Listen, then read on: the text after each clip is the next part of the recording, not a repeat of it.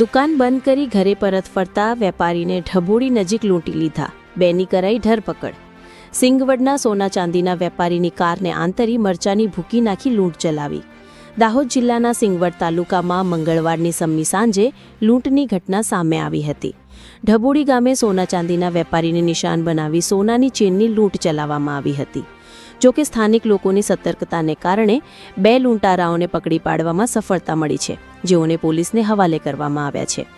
પ્રાપ્ત માહિતી અનુસાર સિંગવડ નગરમાં સોના ચાંદીનો વ્યવસાય કરતા વેપારી જયદીપ લબાના પોતાની દુકાન બંધ કરીને કારમાં પોતાના ઘરે મોટી બાંડીબાર પરત ફરી રહ્યા હતા. તે દરમિયાન ઢબોડી ગામ નજીક ઇકોમાં આવેલા લૂંટારાઓએ તેમની કારને આંતરી હતી.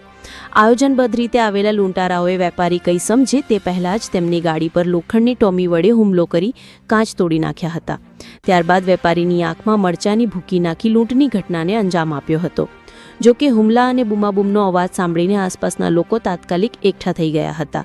લોકોના ટોળાએ હિંમતભેર સામનો કરીને 2 શખ્સોને ઘટના સ્થળેથી જ પકડી પાડ્યા હતા. ઘટનાની જાણ થતાં જ રણદીકપુર પોલીસનો કાફલો તાત્કાલિક ઘટના સ્થળે દોડી આવ્યો હતો.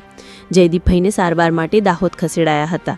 લોકો દ્વારા પકડાયેલા બંને આરોપીઓને પોલીસે પોતાની કસ્ટડીમાં લઈ વધુ તપાસ હાથ ધરી છે. રિપોર્ટર વિપુલ બારિયા, દાહોદ.